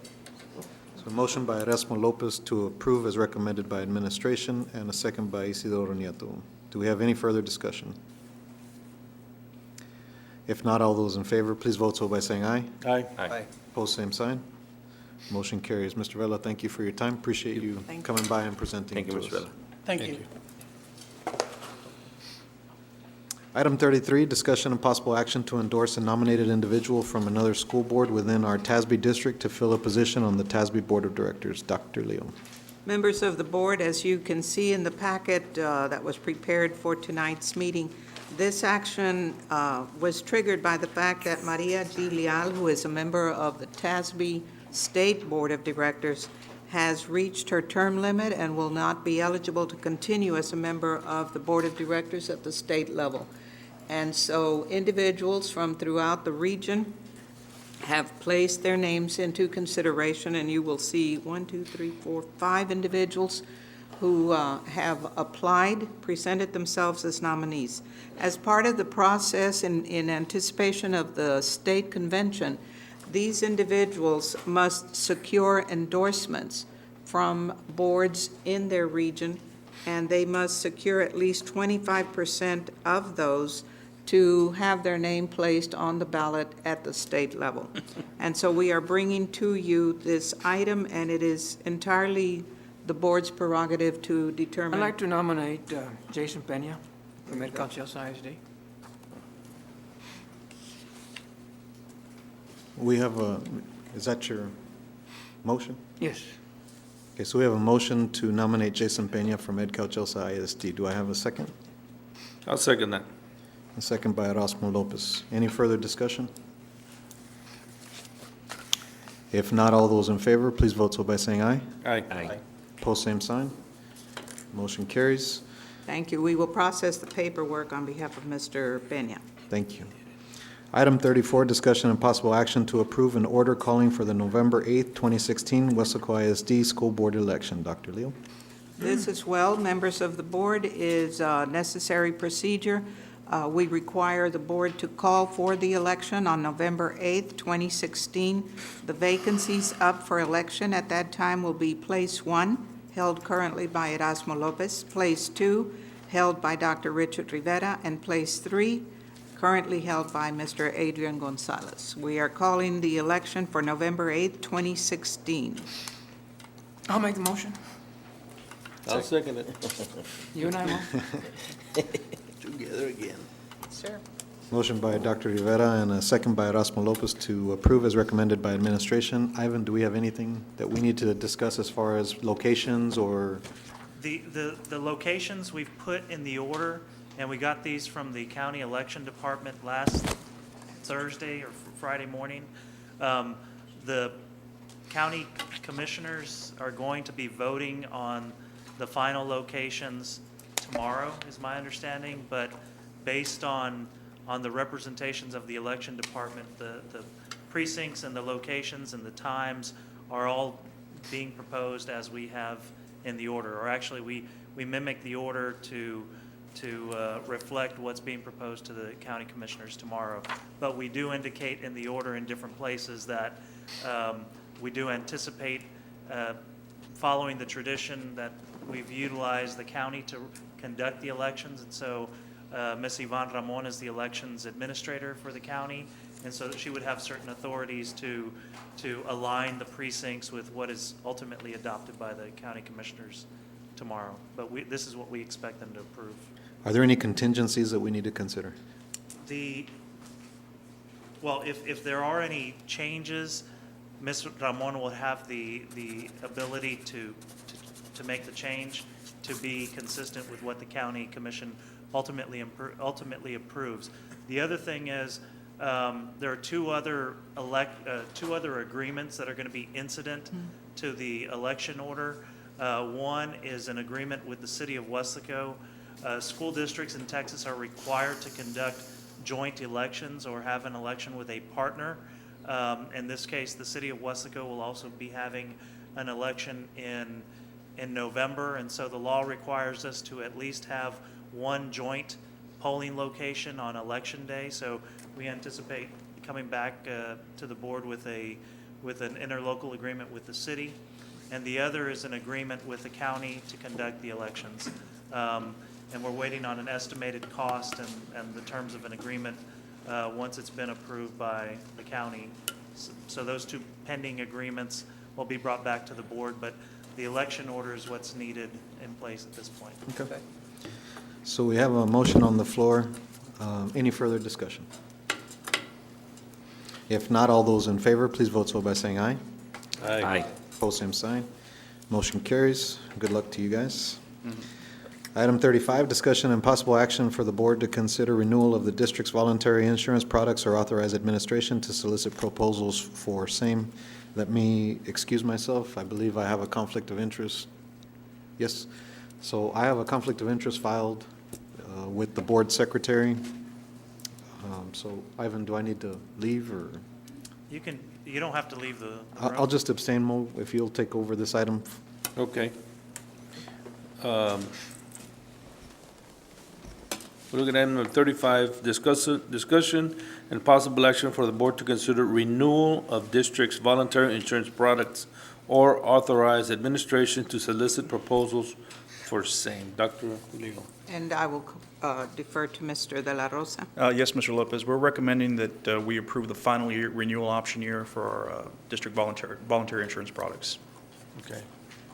Has there been any concerns raised as to the service, or No, no reason not to continue? there's no reason not to continue, and rates are firm, so we're recommending renewal. Okay. Do I have a motion? So move. Second. A motion by Mr. Nieto and a second by Andrew. Any discussion? Okay, all those in favor signify by saying aye. Aye. Aye, motion carries. Thank you.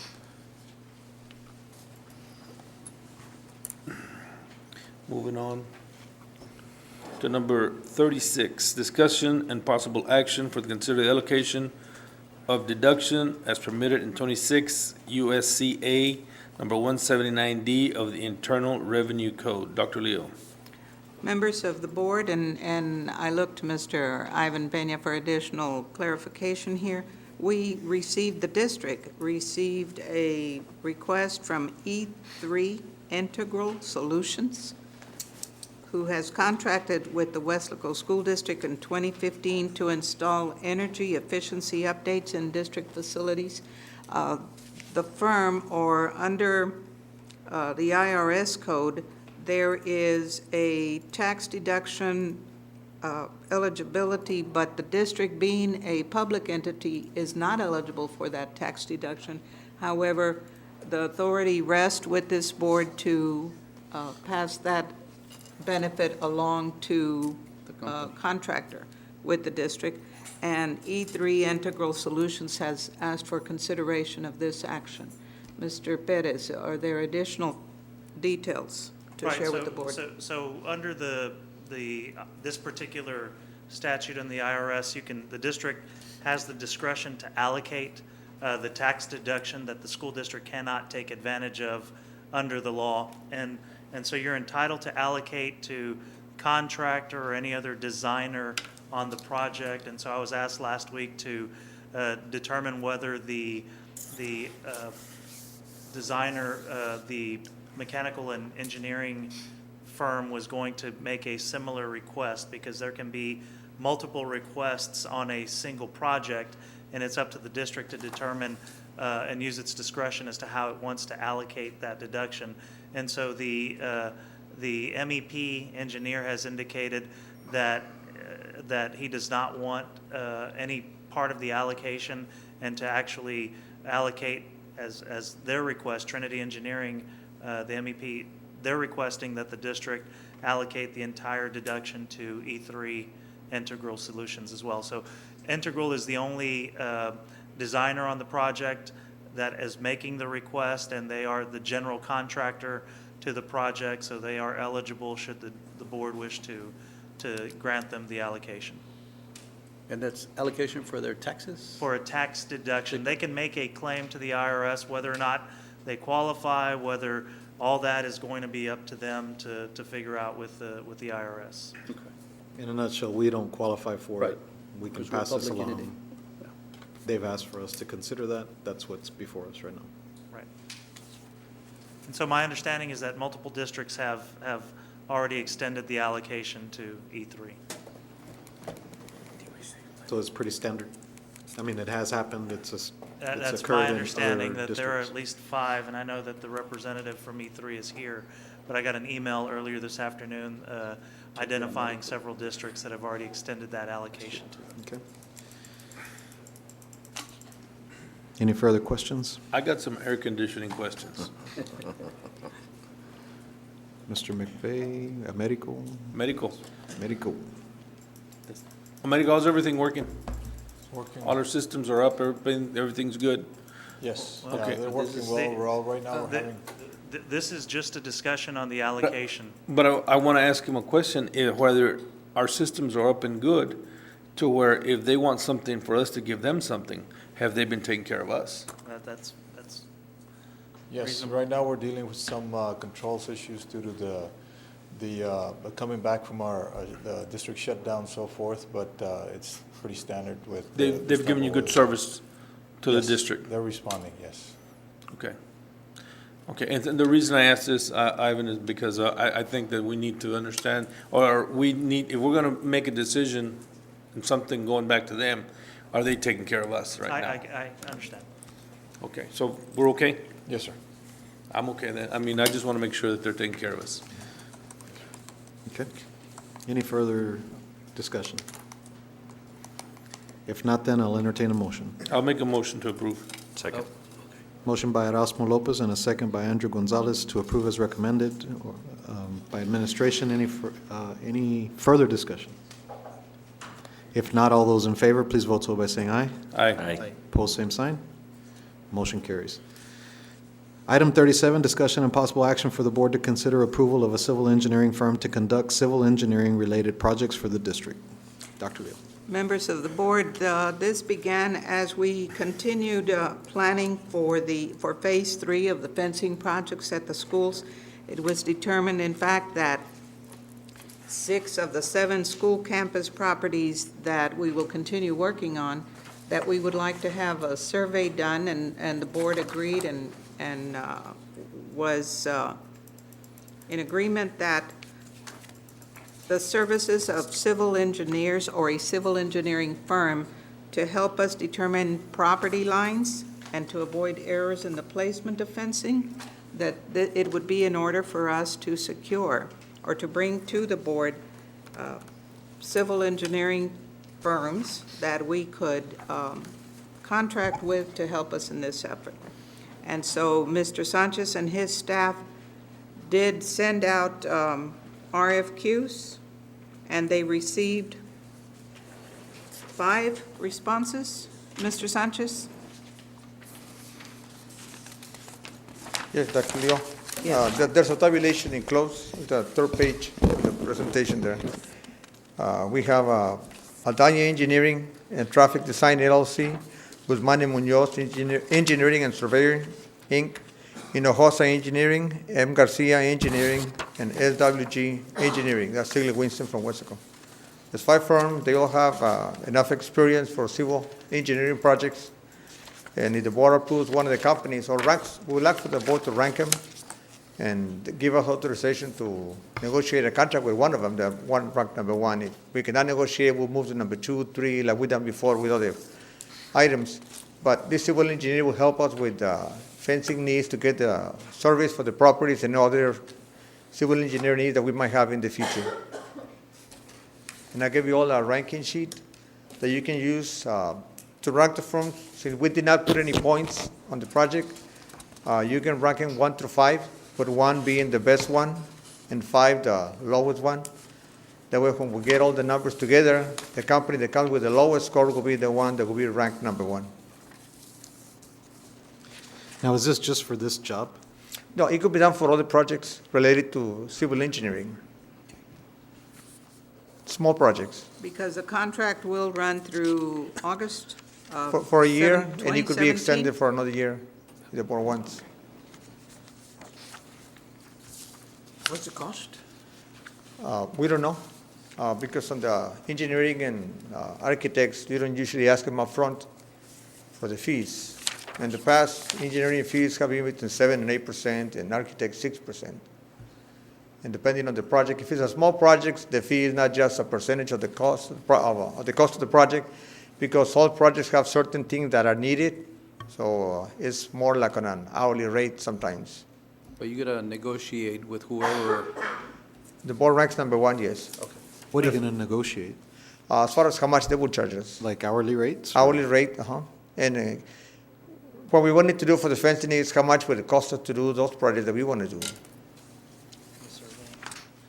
Is it just the surveying, though, that you need for the fencing? Yes. And when you say small projects, what's your threshold for a small project? Well, we've done several projects in the past for related, like the fencing. This is the third project we do on fencing. There are a couple that we had. But is it 50,000, is it 100,000? No, smaller project. Like right now, the next item in the agenda is gutter replacement at East High School. We hired an engineer, Guzman Munoz, who helped us with evaluate the need, gave us some suggestions. We went and got some quotes. And so that's a more project that, These are hard to rank. You don't have information, you don't have experience, well, you don't have the size of the company. the 34th page in the agenda item has the presentation. I gave you a handout. Well, I mean, the immediate need, though, is for the surveying, right? The immediate project we need is that one, yes.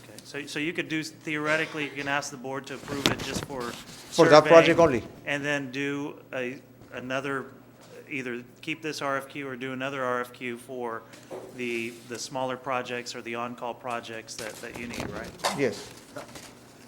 My concern here is timing. I mean, obviously it's price, but it's also, how long is this going to take to negotiate a contract? And do you have to come back to us to get this approved? No, unless you want us to, but we usually negotiate them and let the board know. So you decide what the final price is? Yes, we'll meet with Dr. Leo and us and Mr. Garcia. We'll meet with them. Okay. I see it on this, where you have Yeah, it's on there. the resumes. Yeah, that's the information they provide.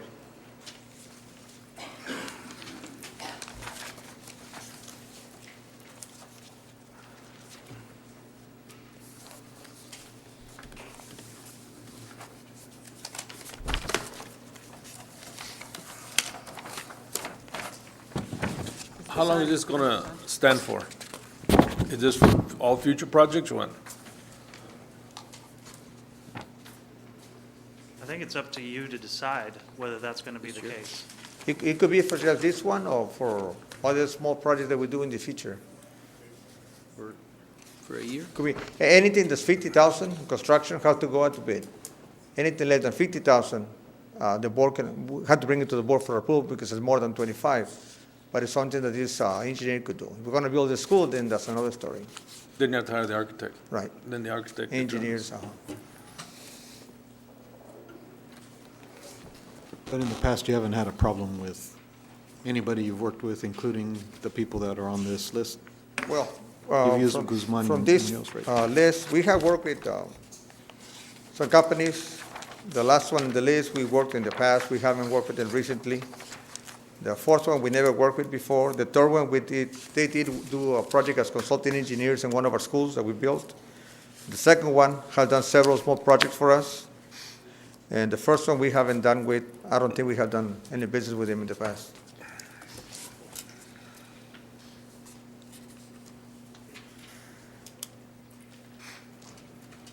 Is that everyone, Mr. Sanchez? You have the ratings from everyone? Yes, I have all of them. Okay. If you want, I can have my staff add them up real quick, and then we go to the next item. Okay. Which will need ranking as well. No, that's a need ranking, just approval. But we do the next item, we can add this up. So we'll just move on to item 38, discussion and possible action for the board to consider approval of a quote for minor gutter and drainage improvements at the Weslaco East High School cafeteria and gymnasium. Mr. Sanchez, please. Yes.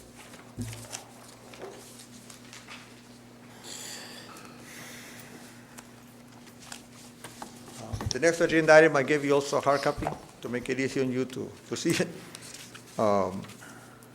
Our consulting engineer that we've used for this project, Guzman Munoz Engineering from Mercedes, had looked at the need we had at the school, at Weslaco East High School. When we built the the field house that we have right now, we had some flooding problems in the area between the cafeteria, the gym, the field house. And he did an evaluation of the, what do you call it? The areas around the school, where we have some water, and also a way to get the water away from the building. So he designed a gutter system, so we can put some gutters along the gym and the cafeteria to get the water out to the street and help alleviate the flooding or prevent it. So we got responses from 3 companies, and they're listed there. Mr. Munoz and his staff evaluated the proposal, the contractor references, and they gave us the recommendation. And they're recommending to go with G&G Enterprises from Edinburgh. And the cost of the project is $32,297.46. The project's scheduled to take 30 days, and the engineers feel pretty comfortable with this recommendation. So the third company, the lowest one, are they not, The lowest, yeah, sorry. The lowest company that submitted their proposal, they had an error in what they were doing. Later on, they submitted a correction, but we didn't want to accept it after we had received the other proposals. But the amount was too low compared to the other one. So the engineer said, well, this doesn't look like some of the numbers, on the detailed number they provided, it looked like they were missing something. So that's why they did not recommend them. So Andres, these buildings didn't have any gutter system when originally built, or? Not that area. It's got some work that we have to get the water out, but because when we did the field house, we should have done a better work from the architecture point, you could say, to get the water out, and we didn't do a good job in that. So we'll make a modification to the existing program we have. Yeah, because I saw that area, Mrs. Peterson, on Saturday, but is the commons area, isn't it a little higher? That's why the water drains towards the cafeteria?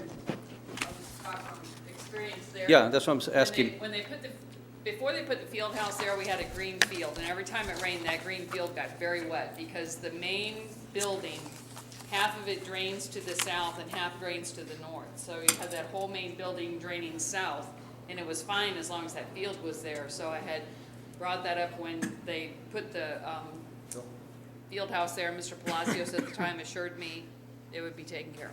So this will alleviate, I guess, I'm assuming, is going to go south on the gutters.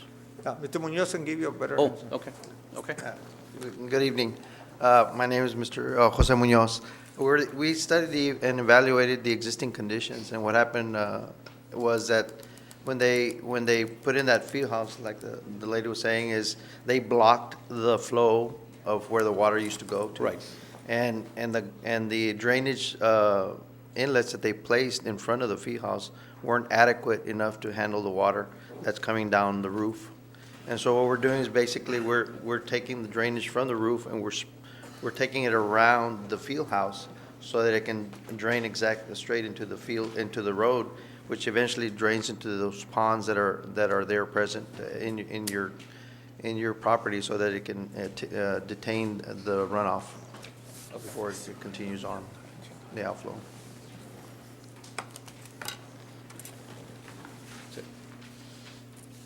So your recommendation is to accept G&G as the, Yes, Mr. Fuentes.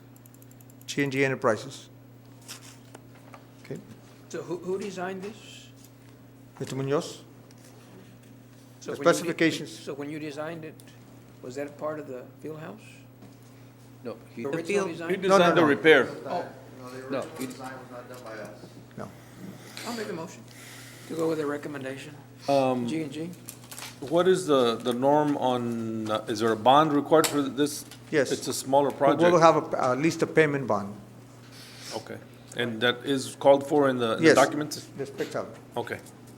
We're not going down that road again. No. But I thought there was like a $50,000 threshold where if it's under that, we don't have to, but being the fact that it is a construction project, we better do it. Yep. So I make a motion to approve. Well, Dr. Rivera made the Already did. motion. Can you make the second? I'll second it. Thank you.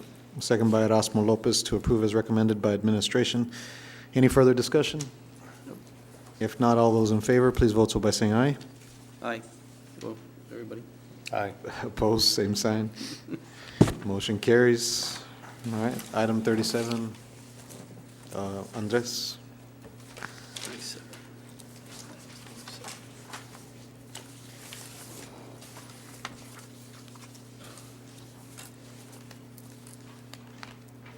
Now, what you're telling me is that you're gonna work with only the number one firm? Is that what you're? Yes. Uh-huh.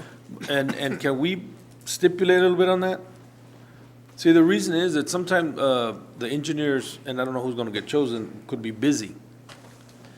And in other instances, we've gone to go to the first and go to the second. I'd suggest if you're going to do something where you're going to get a pool to choose from, that you might actually want to limit this to just this particular project and do an RFQ so you can, or review the RFQs that have been submitted, read the resumes, read the qualifications, so you can have that opportunity. If it's going to be a long-term commitment, a year or more, you want to know who you're doing business with. Bless you. And so you only got five, was that five people Yes, that uh-huh, applied right 5. now? And so if you open it up again, you might get a bigger pool, or you can decide to utilize these and make a pool out of the 5 that you have. Yeah, so, because we've never had to do this, and I've been here since 2009, I think we can narrow it down, and I'll let the board speak on this, but I'd like to just narrow it down to this project, and then, Okay. and then go forward. I think we've used Guzman and Munoz in the past, and you've had no issues, and they're local. But if you have a pool, or to Guzman and Munoz, and they're busy, then you can go to the number 2. Sure. But for right now, I think we should make the motion to just narrow it down for this job. That way, the board can have time to review their paperwork that they had submitted to us, and then make a more educated decision. Okay. Okay, is that all right, Ivan? Yeah, if it's part of the motion. It's part of my motion. Okay, so based on the calculation of the rankings, the lowest ranking here is M. Garcia Engineering LLC from McAllen with 10 points.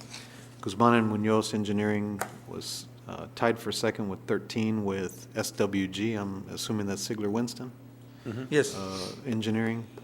They both had 13 points. Fourth was Aldana Engineering and Traffic Design, and fifth was Hinojosa Engineering out of Mission.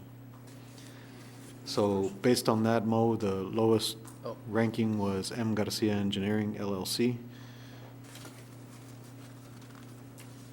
Did you want to see that, or do No, you no, wanna that's go fine. with that? That's fine. So that's your motion? Yes. Just for this job, right? For this job. All right. Do we have a second on that? And I'd like to, well, we're only going to use, now we're only going with one, right? Because normally in the past, we can negotiate, and if you don't like the number, you can move on to the second one. But I think that was part of the original, if they initiate the discussions, and if they can't come to an agreement, then they move on to the Yeah, second one. okay, if you can't come to an agreement, then you move Yes. on to the second, okay. Right. And I would think that the second one, just based on experience and history with the school district, I would say Munoz, because they were in a tie with I'll leave 13 that up to points. administration. Okay. Yeah, that's the way we were looking at it. Okay. Okay. So we have a motion by Erasmo Lopez. Do we have a second? Second. A second by Mr. Nieto. Any further discussion? If not, all those in favor, please vote so by saying aye. Aye. Aye. Pose same sign. Motion carries. Thank you, Andres. Section 11, and thank you, Mr. Munoz, for coming by Thank you. on the project. Appreciate it. Section 11, closed meeting to discuss. We have everything posted there. We'll run it through the screen. I won't read it this time, but we'll discuss all of these items in executive session. It is now 8:14, and we will convene into executive session.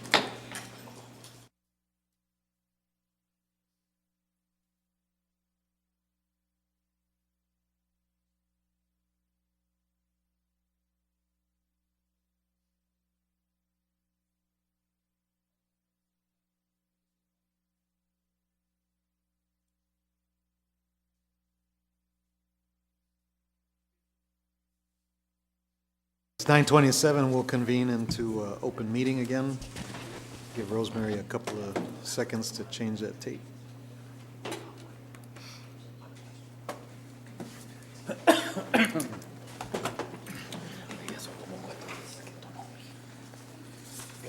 So possible action if necessary on items discussed in closed meeting is item 40.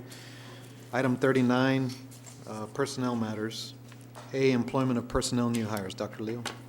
Members of the board, we would like your approval on the recommendation of new hires as presented in executive session. So move. Second. Motion by Mr. Nieto, a second by Andrew Gonzalez. Any further discussion?